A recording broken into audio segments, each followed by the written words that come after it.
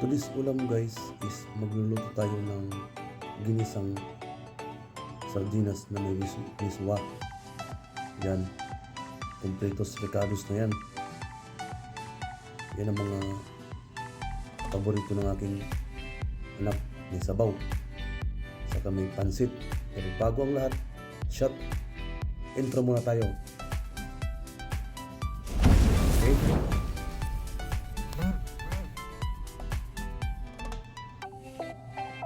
So yun guys, magpapainit muna tayo ng mantika.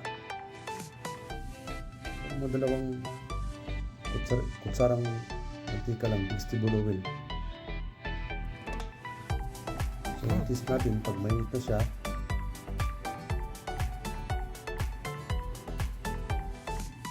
Ilalagay na natin yung ating mga sangkap. Ayan, pwede na siguro siya kasi mainit na. So unahin naman natin yung luya.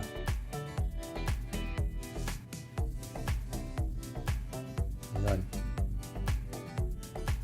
Next ay yung bawang naman.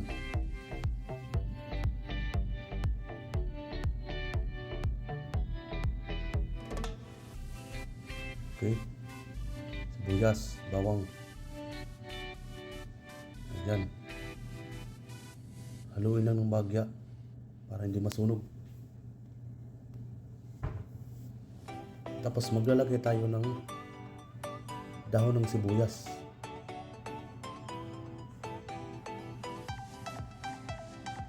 Para mas malasa.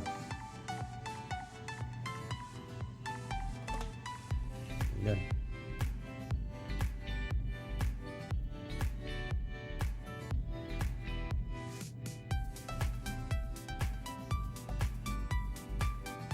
Ayan o. Ilagay na natin.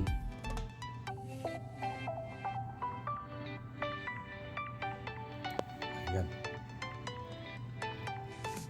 Haluin lang din ng bagya.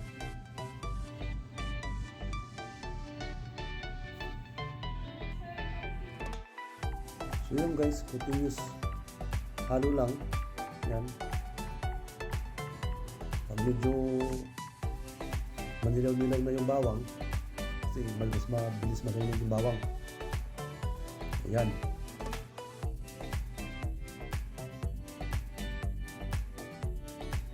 Sangkap pa lang, ulam na eh. Ilalagay man na natin yung ating sardinas. Ayan. Ulam pangmasa.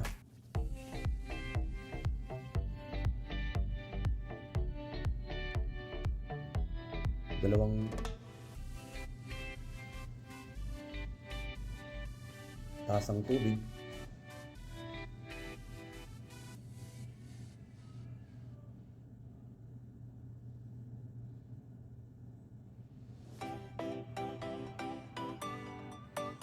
Yun, okay.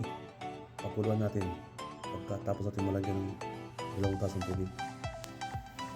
Then ilalagay natin yung ating miswa at saka yung chicharon.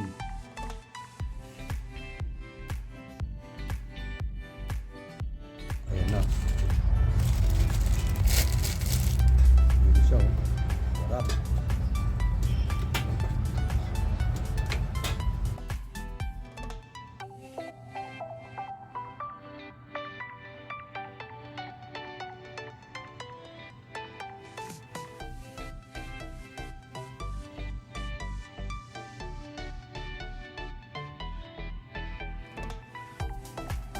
Kung sa tingin mo kulang ng sabaw, mag-add ka na lang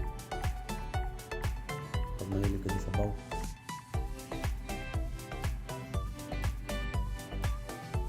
Yun na, tuwang-tuwa naman yung anak ko nito. Mag-add lang tayo ng magic sarap. Kung mas okay sa'yo yung patis, mas mainam pag patis. Sa akin wala, naubos na yung patis, kaya magic sarap na lang. So yun guys, ganun lang kasimple. Nakakasawa na lang kasi yung sardinas, wala naman lang kunting mix.